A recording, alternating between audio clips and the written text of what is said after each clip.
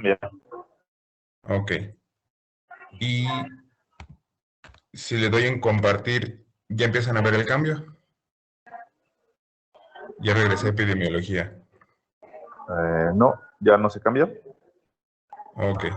Bueno, va a tener que ser así. Disculpen las fallas técnicas. Ok. Bueno, la epidemiología esta patología representa el 47.8% de ingresos quirúrgicos al año. Tiene una mayor incidencia en varones. Y bueno, en el embarazo la posición del apéndice puede cambiar, puede estar en una posición diferente, y cerca del 57.28% de la apendicitis aguda son apendicitis no perforadas. El resto es apendicitis perforadas.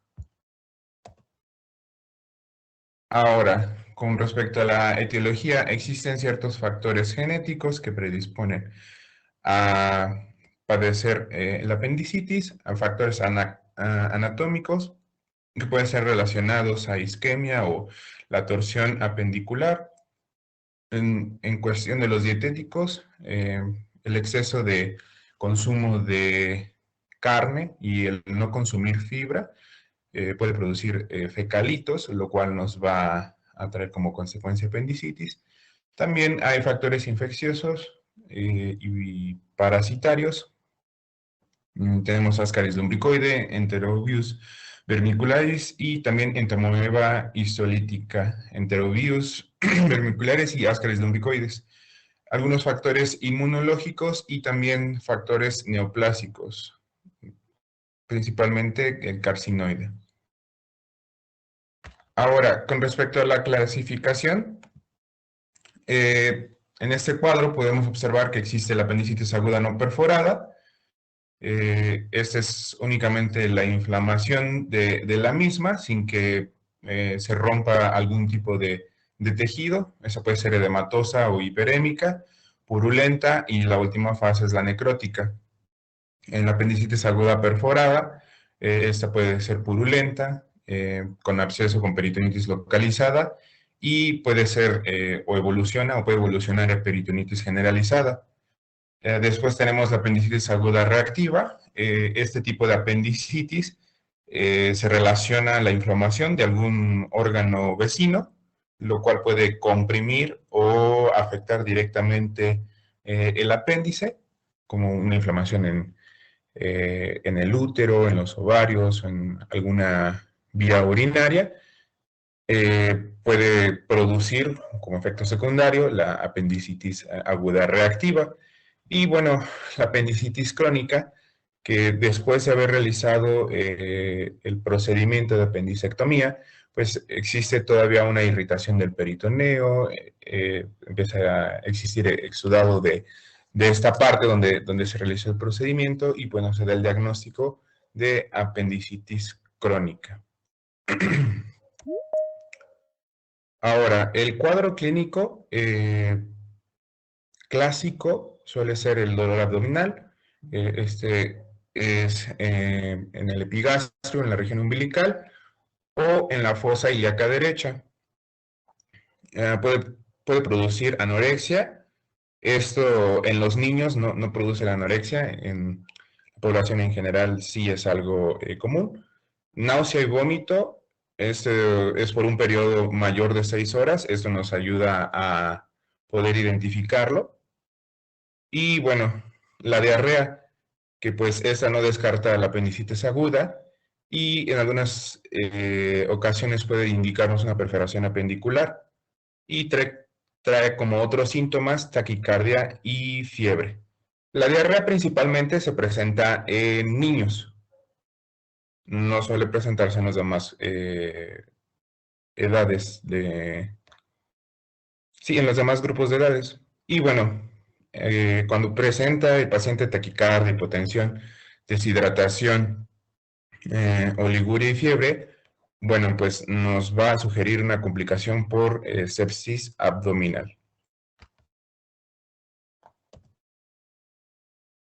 Ahora, con respecto al diagnóstico, todas las características anteriores que les mencioné, pues son propias de esta patología y pues cuando ocurren con una duración mayor a las 6 horas.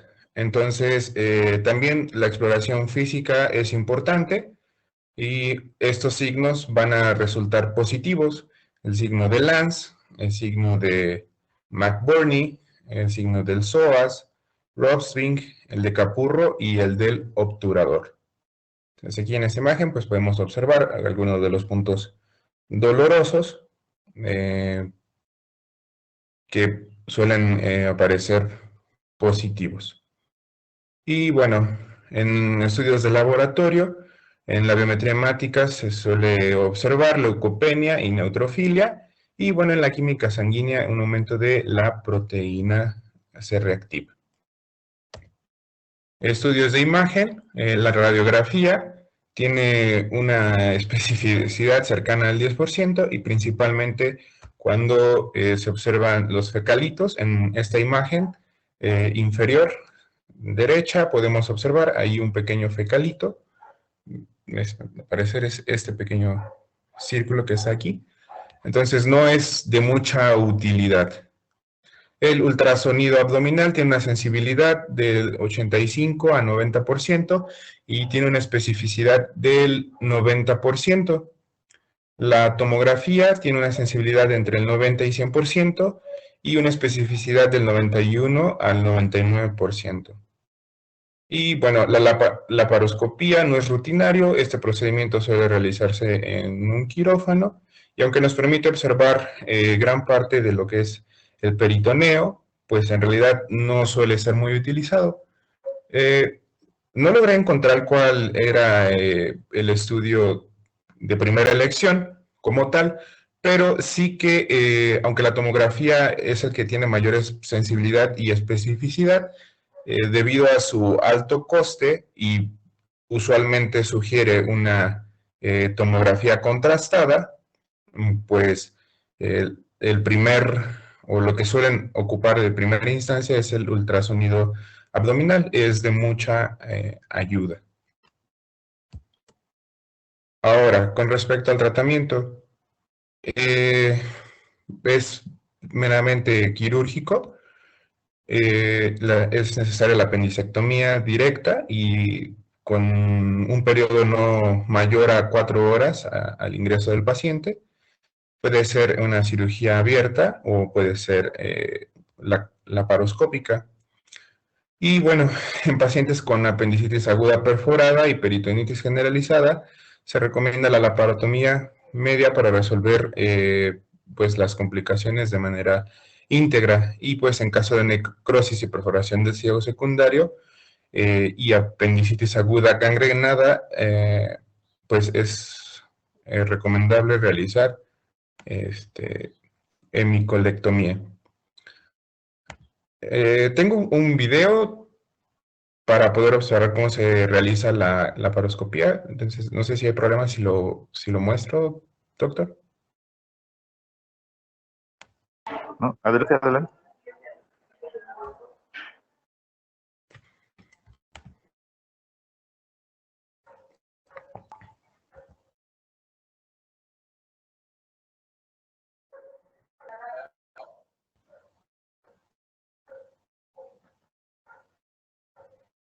La extracción del apéndice, denominada apendicectomía, se lleva a cabo cuando se sospecha la existencia de una apendicitis. Dolor en el cuadrante inferior derecho del abdomen, fiebre y un recuento elevado de glóbulos blancos son síntomas y signos comunes de apendicitis, los que generalmente aparecen cuando existe una obstrucción entre el apéndice y el intestino. Esto puede ocasionar infección, hinchazón y distensión. Si el apéndice no se extrae, puede producirse una ruptura o perforación con riesgo de muerte. No El único se tratamiento. transmite tu video. ¿Sí pueden ver la pantalla? La pantalla sí, pero no se transmite el video, no se observa el video. Ok.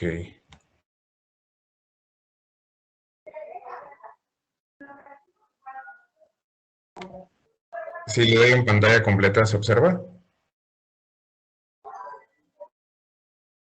No, no ha cambiado nada. La extracción del Ahí, apéndice, denominada apendicectomía, se lleva a cabo cuando se sospecha la existencia de una apendicitis, dolor en el No, cuadrante inferior derecho del abdomen. ok. bueno, lo vamos a dejar pendiente, yo creo. Bueno, de todos Ah, modos, les paso la presentación para que puedan observar el video. La explicación es muy sencilla y el cómo se realiza dicho procedimiento. Ay, ya se trabó.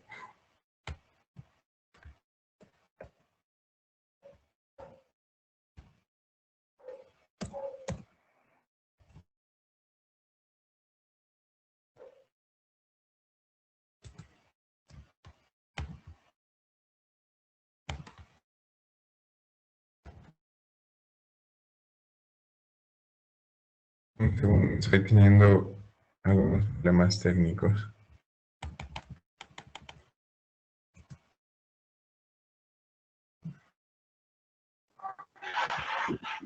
bueno, creo que tiene Carlos problemas técnicos. Mientras, vamos a hacer algunas consideraciones de esta clase. Primero, la anatomía del apéndice.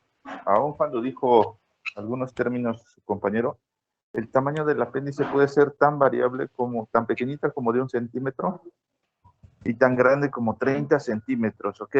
Entonces, puede ser muy grande o muy chiquitita. El promedio es, como su compañero le dice, entre 8 y 10 centímetros, pero puede ser mucho más grande, ¿vale? Segundo, creo que no dijo detalladamente sobre la etiología del apéndice. Hay varios factores, pero el más frecuente es hiperplasia linfoide. Esa es la principal causa etiológica de la apendicitis. Y la segunda son fecalitos, ¿vale? Pueden ser otras causas, como él dijo, pueden ser semillas, parásitos, isquemia, trombosis, más cosas, pero con que se aprendan las dos más frecuentes, eso es lo más importante. Hiperplasia linfoide, hipertrofia linfoide y oclusión por fecalitos, ¿vale? Segundo, tampoco nos dijo la fisiopatología. La fisiopatología es muy importante porque es la forma en la que se genera esta enfermedad. Si ustedes recuerdan, el volumen del apéndice es muy pequeñito. Más o menos la luz del apéndice está entre 1 milímetro, máximo 3 milímetros. Y el volumen que tiene es de 0.1 milímetro. Ajá. Entonces, como verán, con cualquier cosita que incremente la presión, comienza a producirse esta enfermedad. Se calcula que más o menos cuando se incrementa el volumen apendicular de 0.5 milímetros, es cuando se genera incremento de la presión intraluminal mayor a 60 milímetros de mercurio y comienza el compromiso venoso, que es más o menos la presión que se tiene en el apéndice, ¿vale? Él dijo más o menos una clasificación de apendicitis. A lo mejor ustedes han escuchado así como fase 1, fase 2, fase 3, demás. Esas clasificaciones ya no las ocupamos, ahora ocupamos una más simple, se llama apendicitis no complicada y apendicitis complicada. ¿Okay? Solo es una u otra. Y de la apendicitis complicada, si la apéndice complicada tiene peritonitis localizada y peritonitis generalizada. Y ya, esa es toda la clasificación que ahora utilizamos para apendicitis, ¿vale? Si nosotros decimos que es edematosa, gangrenosa, o si lo han leído por ahí, esa no la utilizamos ya tan a menudo, esa la dejamos para que el patólogo, cuando la explore y la revise, nos determine en qué etapa de patología se encuentra, pero nosotros macroscópicamente no la podemos determinar. Por eso es que decidieron los que se dedican a la investigación solo hacerla así. Apendicitis no complicada, apendicitis complicada, y de esta con absceso, con peritonitis localizada o con peritonitis generalizada, ¿vale? ¿Qué más?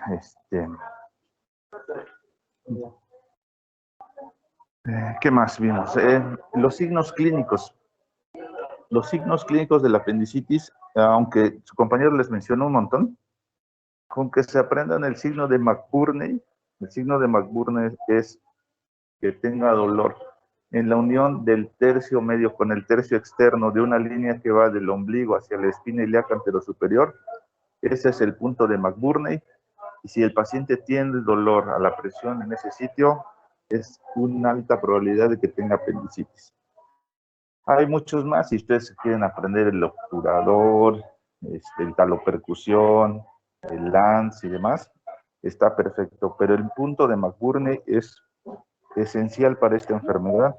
Si ustedes lo conocen, si lo saben explorar, con ese es suficiente para que ustedes puedan explorar un paciente con una probable apendicitis, ¿vale? ¿Qué más? ¿Qué más dijo su compañero? Laboratorios. En laboratorios, lo que más nos interesa son los signos de inflamación sistémica. Y el que más tenemos a la mano son leucocitosis con neutrofilia, ¿vale?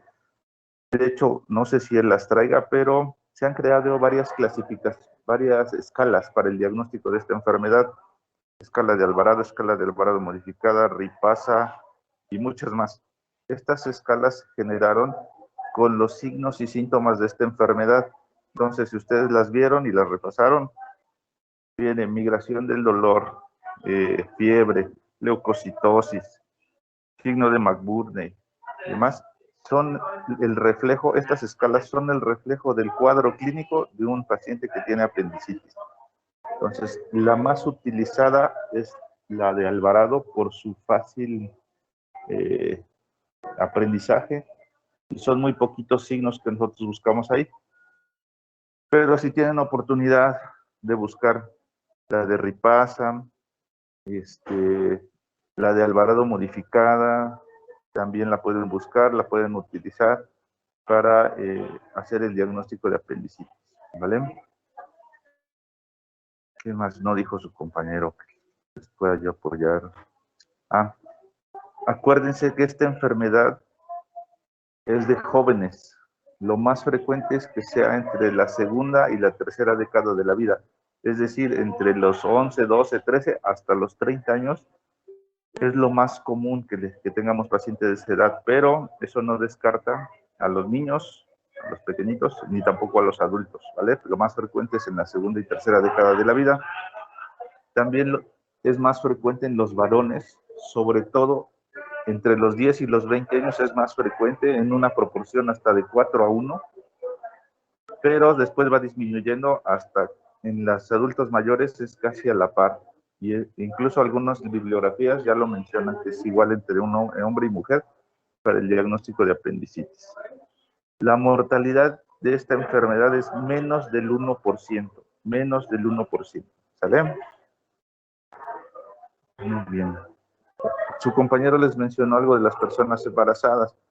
Las personas embarazadas, conforme va incrementando el volumen del útero, va desplazando los órganos abdominales y los signos y síntomas que pudieran aparecer en una apendicitis en una persona sin embarazo son totalmente diferentes. El dolor se presenta más hacia el hipocondrio derecho, hacia el flanco derecho, tomando en cuenta, les decía, que van ascendiendo los órganos abdominales con la presión del útero. Entonces, para que los pacientes que están con embarazo, tenemos que ser más cuidadosos de buscar signos apendiculares mucho más altos que las personas que no tengan embarazo, ¿vale? Tampoco nos mencionó qué bacterias se encuentran en el apéndice. Las bacterias más frecuentes que se encuentran en una apendicitis son los bacteroides frágiles y la Escherichia coli. Ajá. Puede haber muchos más, pero estos son los dos más frecuentes, ¿vale? Bacteroides frágiles y Escherichia coli. Puede haber otros como Pseudomonas, Klebsiella, Streptococos, Enterococos y demás, pero les menciono estos dos porque son los más frecuentes, Escherichia coli y bacteroides, ¿vale? Vale, también hay que mencionar que el apéndice puede estar en diferentes lugares, en diferentes posiciones, por delante del ciego, por detrás del ciego, por debajo, en posición pélvica, antes del intestino delgado, por detrás del intestino delgado. Y hago esta pequeña aclaración porque de eso depende también los signos clínicos.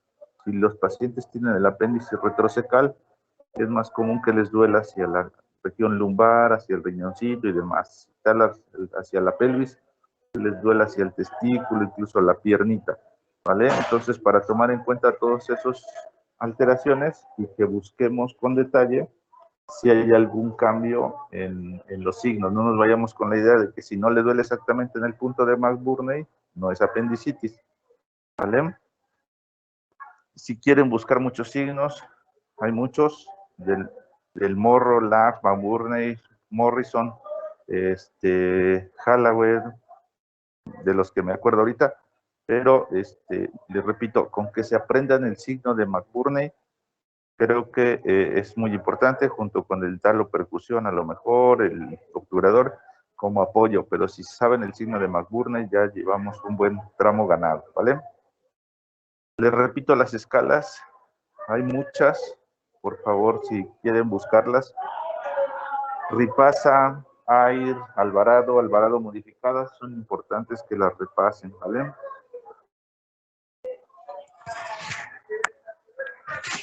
Estudios de imagen.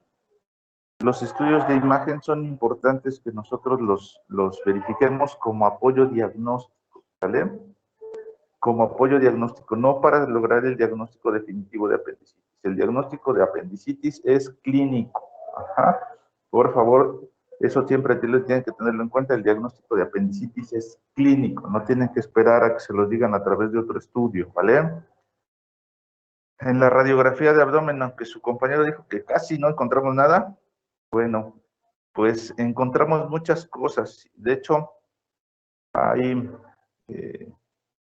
una cantidad importante de signos de signos que podemos encontrar en la radiografía que son, ¿cómo llamarle?, de apoyo. Es decir, tenemos más o menos, de los que me acuerde,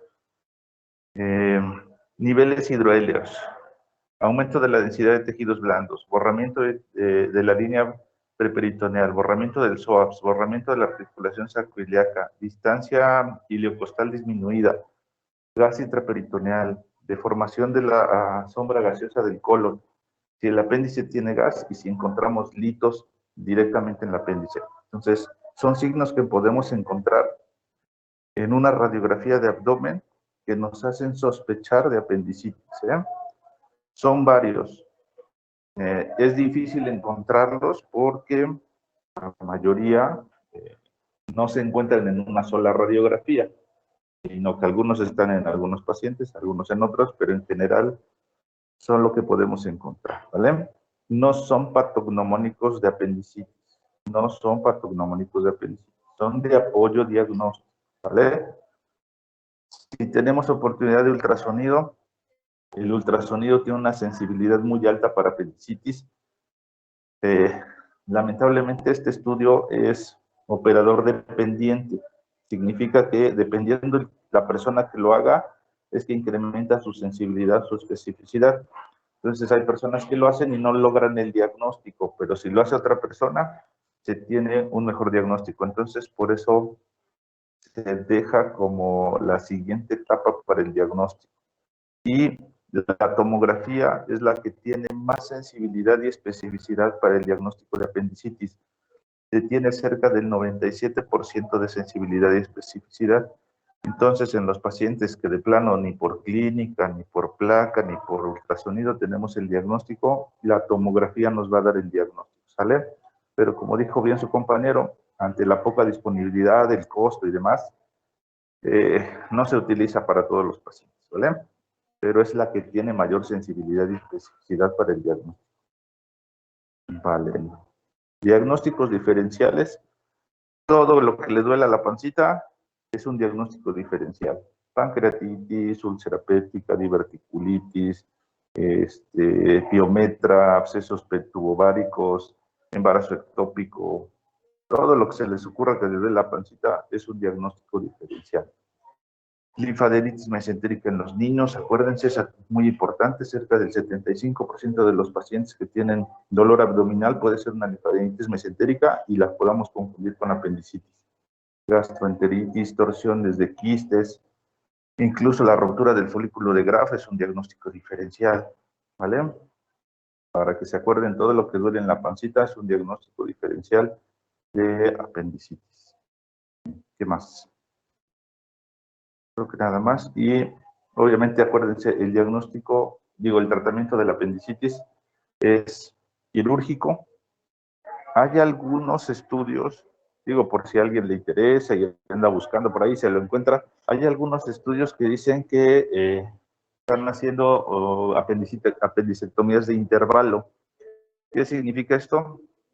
Le da dolor al paciente y en lugar de meterlo a operar de inmediato, lo llenamos de antibiótico, mucho antibiótico, y 2 semanas después valoramos en qué condiciones quedó. Si hay un absceso, se drena de forma percutánea, o si hay alguna perforación, se mete a quirófano ya con todo localizado, llaman ellos. Entonces, son estudios que se están haciendo apenas, no se tiene una certeza que eso funcione, pero bueno, pues lo tienen que saber, ¿no? Que ya lo están haciendo. Hasta ahorita, el tratamiento de elección es cirugía, no hay de otra. ¿Vale? Muy bien. ¿Dudas, preguntas, algo que hayan leído ustedes?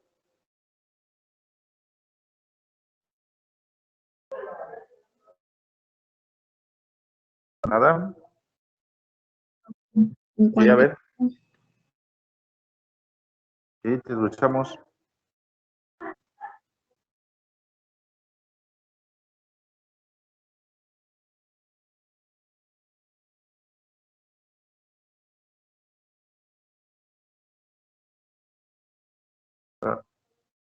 Yo les menciono que hay escalas, pero no es para basarse en ellas. Acuérdense que todo lo queremos hacer cada vez más fácil las cosas. Esas escalas es para facilitar el diagnóstico, pero no se ha visto que se tenga el diagnóstico de certeza con ellas. Entonces las tienen que conocer. Si las saben aplicar cualquiera, van a tener el diagnóstico. Ajá. Pero no específicamente se tienen que basar en una. Ajá. No sé si me expliqué. Vale. Muy bien. ¿Alguien más? Yo, doctor, en cuanto a sobre los pacientes adultos mayores de 60, encontré que la mayoría, bueno, que creo 60% o 50%, no recuerdo, se encuentran entre los meses de septiembre y marzo. ¿A qué se debe esto?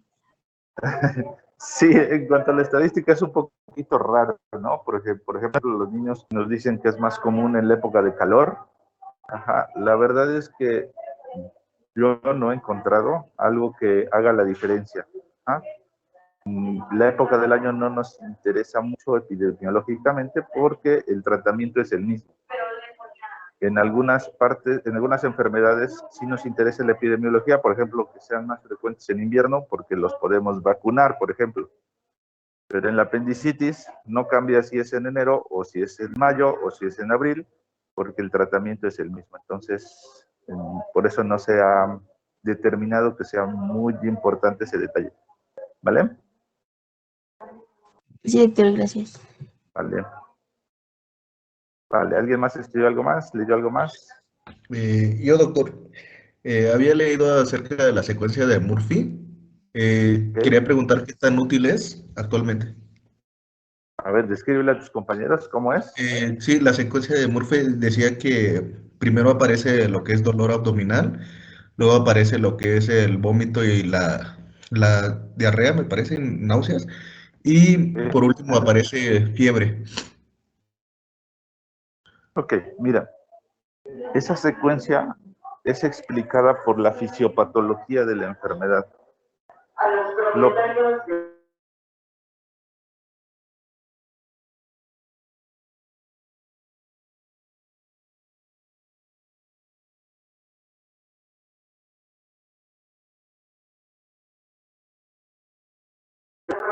vale.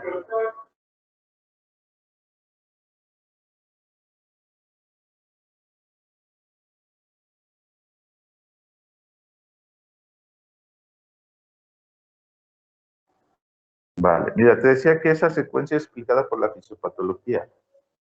Si ustedes se acuerdan, primero se ocluye la luz apendicular. La distensión de cualquier víscera genera alteraciones en la inervación, que es generada o sensada por el plexo solar. El plexo solar está cerca del tronco celíaco y por eso el dolor empieza en la región epigástrica. ¿Ah? Después de que se distiende cualquier víscera, en este caso el apéndice, como se funciona como una asa cerrada, les decía que se incrementa más de 0.5 mililitros el volumen, incrementa tanto la presión que entonces permite llegar sangre a través de la arteria apendicular, pero no permite que regrese la sangre a través de la vena apendicular. Y entonces se genera que se dematiza el apéndice. ¿Ah? Si se dematiza el apéndice, empieza a lastimar el peritoneo parietal y entonces por eso la migración del dolor va hacia la fosa ilíaca derecha.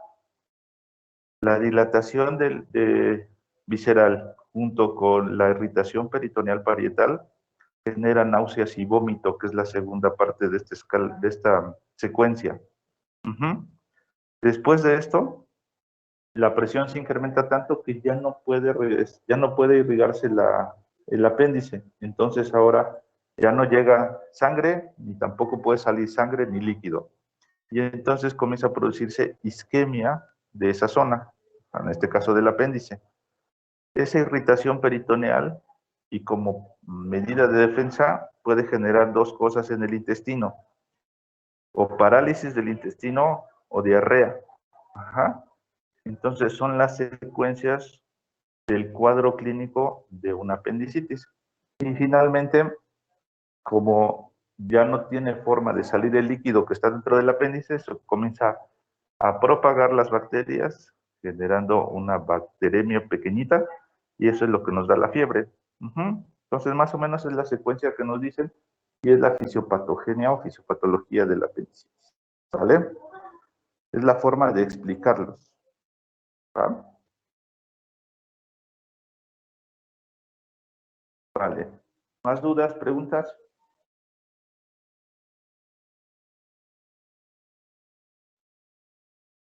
Bueno. Vale. La apendicitis es una enfermedad muy común. Ajá, la deben de conocer muy bien. Dime. ¿Qué andas? Te escucho. ¿Qué pasó?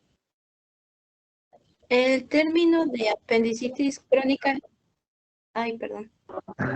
Apendicitis crónica está descrito. La verdad es que te escucho. Te escucho. Bueno, es que sí, es que escucho entrecortado, pero no sé si...